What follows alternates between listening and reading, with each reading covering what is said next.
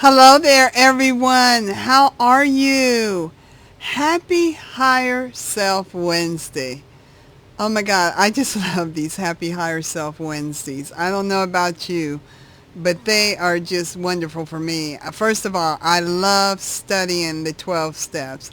I love sharing the 12 steps. I just love the 12 steps. They have just changed my life completely, and I just get excited that every Wednesday I get to share this with you. And thank you so much for all your support. My name is Karen White, and I am the author of this book, Changing the Game Plan, which is my 12-step journey. Remember, my 12-step journey, take what you like and leave the rest, of how I work the 12 steps. It is a workbook. It has exactly 56 pages in it. And it is broken out into sponsor, sponsee, so it tells the sponsor what to do as far as getting the sponsee set, and it's just great. It's precept upon precept upon precept of how I used what my four sponsors gave me in my 34 plus years in this program. I came in this program in 1988, and it's just wonderful. The book is available on Amazon.com.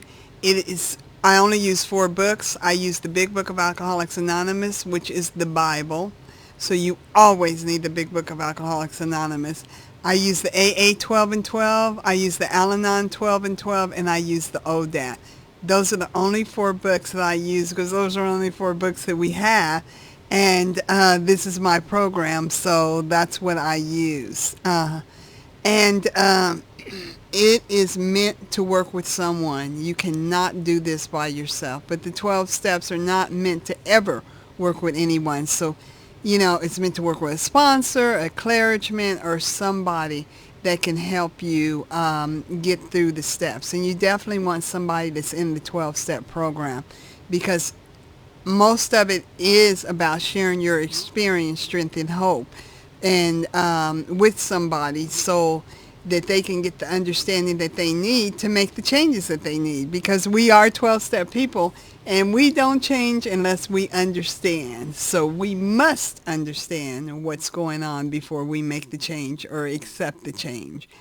It's a great book, and I hope you get it, and I hope you work the steps. If you don't, whatever you do, get a sponsor and work the steps and get better, change, and change your life. Thank you for all your support. I mean, you guys are just wonderful. I've enjoyed meeting you at conferences. I've been enjoying meeting you at meetings. It's just been such a pleasure. And you say, I watch your videos on, YouTube, and I just, I'm getting a lot out of them, and I'm studying. And so everything that's happening, hey, that's what I'm here for. These are your videos. Do with them as you like. Share them with other people. Get them started on the 12-step program, and just get well and continue to study, study, study, because that's where the understanding will come to make you want to change and everything. So I'm really excited. Anybody that knows me, they know how I like to work the steps. And one of the things that I really, really like to do is I always do before I start the step is I read the definition of what this step means. And it's so good because this is when I have all my old stuff here. When I first, it's so cute. I have in red. I used to do everything in red. Once my sponsor told me about this red, I just went red crazy. And so these were my first definitions of me writing down what the step meant. And so I'm going to read from here, and then I'm also going to read from my definitions that I have right now as well. Okay, so first of all, we're on step 7. Why? Because this is July and it's the 7th month. And what is step 7? It's humbly ask God to remove our shortcomings. Now listen. By the time you get to this step, you have worked 1 through 6. You cannot jump through these steps. You have to work these steps one by one, because I could have never gotten to the place that I felt when I was at this step. I was exactly what says here. I humbly asked God to remove my shortcomings. And also, in humbly asking him to do that, I also asked him to help me, and I had built this relationship with a higher power, which I choose to call God today, that I never had before I ever came into this room. And here I am, humbly asking him on my knees to remove these shortcomings when I worked this step with my sponsor. It was just so humbling, and I was so ready. And the interesting thing is that when we get through this, let's get through this, and then I'll tell you. So, humble, I wrote in here, not proud or vain, modest, meek, low in station, rank, etc., to lower in power. That's how I felt. I felt like, my higher power, which I choose to call God, was greater than me and bigger than me, but yet he loved me, and he wanted this relationship with me. Here I am having this relationship with my higher power like I had never had before, and I was feeling so humble, not proud, not vain, very modest and meek. I love these words. It goes on to say, the word ask, it says to call on for an answer. And I love that. To make a request of, to make a request for, to call for. But the part that I like about this, it says to seek information.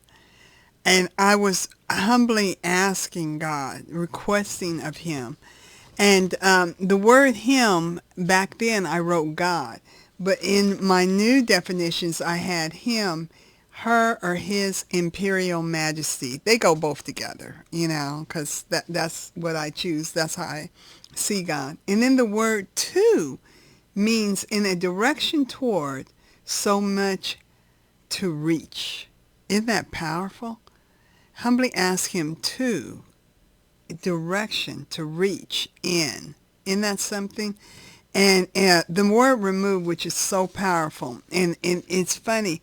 My old definition has it broke down just the way that I want to explain this to you.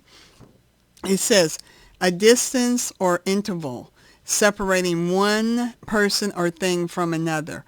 A degree or stage of separation. It goes on to say, to change the location, position, station, or residence of. To rid of. Now that's two parts. The first part is a distance or interval separating one person or thing for another, a degree or stage of separation. Now there are some defects of character that they gotta go. They just gotta go. Okay, they just gotta go. Now I'm in both sides of these rooms. Okay, and what does that mean? The addictive side is like your AA, NA, Overeaters Anonymous, Sex Anonymous, Stealers Anonymous, Gamblers Anonymous, anything like that. That's the addictive part. The non part is like Al-Anon, Nar-Anon, Coda, codependency, anything like that is the non side. Now, this is really powerful because a degree, a stage of separation, there were certain things that had to go. I mean, they have to go. If you're drinking or you're drugging or you're gambling, you got to quit. You got to quit. There were certain things that had to go, or whatever you're doing. But at the same time, the second part says to change the location, position, station of residency. Most of my defects of character, believe it or not, were just out of character. They didn't have to go. I just had to learn how to put them in the right perspective. They were just so out of place. I was using them wrong because I did not understand what was going on with me. So I was using them in wrong places. And some of my defects became my greatest assets for me once I put them in the right place. Ours means belonging to, or associated in some way with us, belonging to or associated with all people or people in general. I love that because And all the steps is going to be a we, thus, them, are. It's something to let us know there are so many people like us. We are not that unique. There are people that we can, if we want to, we can hear our story over and over again. We can hear how we do things over and over again. That's what this room is about, to let us know that we're not that unique, that there's a lot of the things we're going through, there's a lot of people going through. How are they best getting through them, and how are they using the tools to change themselves? And that's what you get in the 12-step program. Now, shortcomings means a defect, a flaw. It says a defect or deficiency, a failure, defect, or deficiency in, and I love this, conduct. That's where my defects were affecting me. My condition was where my defects were affecting me. My thought and my ability. And it's so powerful to see that. That's the word shortcomings. And that's what they are. They're things that affect those 4 areas: your conduct, your condition, your thought, and your ability. So powerful. So that's why it's very important that you look up these words and you really get the meaning, because then you will understand what the step is trying to do for you. So let's jump in. I have some good information. We stopped at page 75 in the AA 12 and 12 last week, and that's where we're going to pick up this week, and we're just going to finish it out this week in the AA 12 and 12. So remember, this is a very simple step. When you work 1 through 6 and you work them in order, by the time you get here, you're ready. You are so ready. And you're spiritual. And now you know that there's something greater than you out here, and you're ready. You're ready to have him to remove these defects of character from your life. But you can only do that by getting a sponsor, working the steps, and doing what these steps say from 1 through 12. Not jumping around in them, but working them in order, because they're all connected and they're changing you little by little, so that by the time you get to 12, you've really made a spiritual awakening. So let's get to page 75 in the AA 12 and 12. The first part of this paragraph, it says, during this process of learning more about humility, the most profound result of all was the change in our attitude toward God. You know, it's so amazing, because right there, I could stay right there. That's page 75, and I'm going to come back to that, because really we stopped on page 74. But we're going to talk about a lot about that in just a minute. But page 74, the first part, it says, at this stage of our progress, we are under heavy pressure to concede to do the right thing. And I was, because at this point, now I know. Everything is open. As they say, the can of worms, it was out. I knew what was driving me. I knew what was ticking. I knew what was affecting me. It was all out. And yes, I did. I felt like I wanted to do something. I wanted to do something right. I wanted to do the right thing for myself at this point. And it says in verse 2, it says, but when we have taken a square look at some of these defects, it says these defects have decisions them with another and have become willing to have them removed. Our thinking about humility commences to have a wider meaning. By this time, in all probability, we have gained some measure of release from our own most devastating handicaps. Isn't that powerful? Our defects in the wrong place, and not having the ones that need to be removed get taken out, they're handicapping us. They're actually slowing us down. And it's so powerful. And it says in the 3rd chapter, it says, we never wanted to deal with the fact of suffering. And I didn't. I never wanted to deal with it. And also, let me tell you, I didn't know I was suffering until I got into the peace.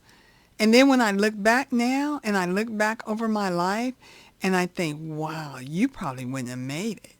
you probably would have been dead. You would have been dead from something. If nothing else, the stress of it probably would have killed me because I was highly stressful and I was suffering. I didn't even realize how much I was suffering. And then on page 75 in the AA 12, it says, then in AA, and remember, whenever I'm saying AA, whatever program you're in, say your program, because we're talking the 12 steps. The 12 steps work in all programs, okay?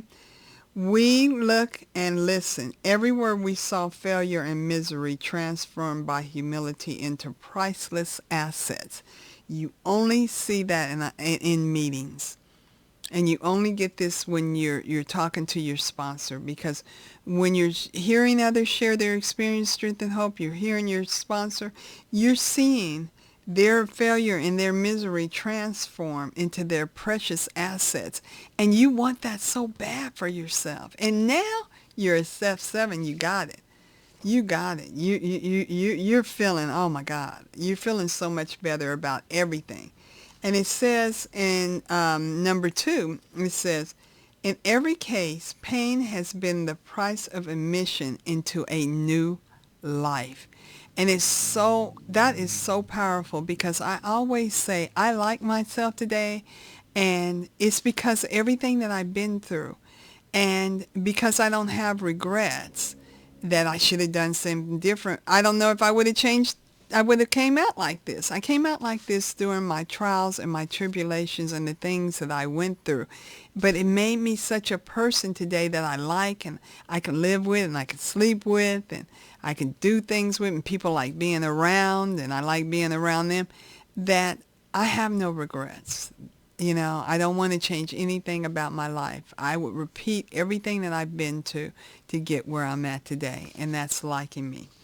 Now, the next part, it says, a measure of humility, which we soon discover to be a healer of pain. We begin to fear pain less and desire humility more than ever. I love this part because this made so much sense to me, because a lot of the pain for me was fear, and fear can be painful.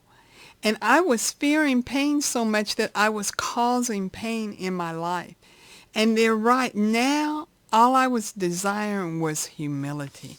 I wanted to feel meekness. I wanted to feel modest. I just wanted to have all that, not be proud, not be vain. I liked that level that I was living under, that level underneath. It was just such a good level. And I love how they describe it on page 75 in the AA 12 and 12. And now, we're back to what I read earlier. I've accidentally picked up the page 76 sheet, but let's go in. It says on page 75, during this process of learning more about humility, the most profound result of all was the change in our attitude toward God. And that is no lie. At this time, I was feeling so much compassion and love and wanting God. I just wanted Him. I just wanted to get to know Him. I wanted Him in my life. I wanted His help, because I had worked 1 through 6, and it had transformed my understanding of what I thought God should do and be for me to what I know God is and what He is for me. And it was just such a beautiful thing that my attitude had changed at this time. And I was ready to ask Him to help me remove these defects of character, either away or from one situation to another, and be so confident in Him that He would do it. Maybe not this second, but He was going to get it done. Maybe it was over a period of time or whatever, but it was going to be done. And then it goes on to say on page 75, it says, refusing to place God first, we had deprived ourselves of His help. But now the words of myself, I am nothing, the Father does it, the work, begin to carry bright promises and meaning. Isn't that something? That now I'm thinking, it's not me, it's Him. I'm just feeling like this. I'm on step 7, and I've just become humble. I know who I am. I know what's causing me these problems, and I'm ready to take care of this matter. I have stepped up. I've become an adult. That's what I felt like. I felt like that this was a bar mitzvah or something. I had just arrived. I had just begun my life at this point, because now I know without a shadow of a doubt what's going on. And it goes on to say in page 76, it says in the AA 12 and 12, living upon a basis of unsatisfied demands, we were in a state of continual disturbance and frustration. And that's exactly what I was living like. I was always in a continual disturbance and frustration all the time, because of the demands that I was putting on others, myself, my situations. If I put a seed in a pot, I expected it to grow in 5 days. If it didn't grow, I'd be frustrated. What did I do? Ah! It was just insanity. No patience, no nothing like that whatsoever. So this is so awesome. And it goes on. This is so key. It says, the seventh step is where we make the change in our attitude, which permits us, with humility as our guide, to move us out from ourselves toward others and toward God. I love that. That perfectly describes the seventh step. It's where we make the change in our attitude. This is where my attitude changed, right here.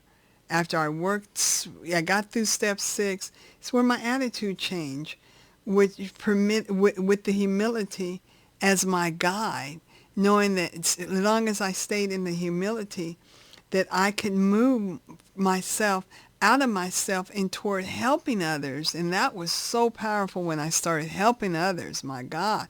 And when I started talking to others for myself and letting them in and letting them help me in my life, and then moving toward God, trying to figure out what place I'm supposed to be in all this living, and what place he wants me to be at, and trying to learn this and taking my time. By the time I got to the seventh step, the biggest word that I can describe to you is that my level of patience was so incredible. I could not believe how I was reacting to things, how I was moving, what I was thinking about, the way I was thinking about doing things.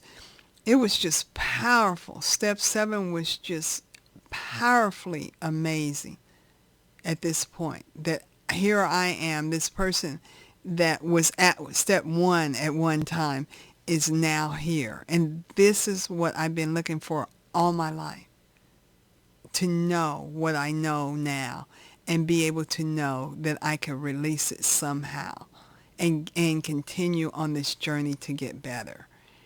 And so this is a powerful step. It is powerful. It is such a good feeling when you get on your hands and knees and you read those defects and you start asking God to help you. You're with your sponsor and you're asking God to help you remove these defects of character, and you get up from there, and over a period of months and years or whatever, you just see these things be transformed and things be removed, and your life starts changing, and you just, the humbleness that you remain in now, just wanting to stay, knowing that that is the key to opening up the door for everything for you, long as you stay that way. So, thank you so much. I love, love, love studying the 12 steps. No matter how many times I have read the AA 12 and 12, and I can't tell you how many times I read the AA 12 and 12, I always get so much out of going over that stuff. And I always feel like I never read that before. I never saw that before. And that's what's so powerful about this, because there's so many tools out here and they're free. So whoever you are, if you're watching this, Fight for yourself. Get your sponsor. Work these steps. Stay in these rooms. Stay in these rooms. Even though you don't feel like it, go. I used to go to meetings early just to be there because I knew if I went home I wouldn't go. So I would just go and hang out and find friends and meet friends and go to eat and everything, so that I was just fighting for myself to stay until I got it, until it started working deep, deep down inside of me. So stay in these rooms and get a sponsor. And you know what I always say? I always say that at the end. That is so important. Fight for your life. And until we meet again next Wednesday, blessings over you today, great people.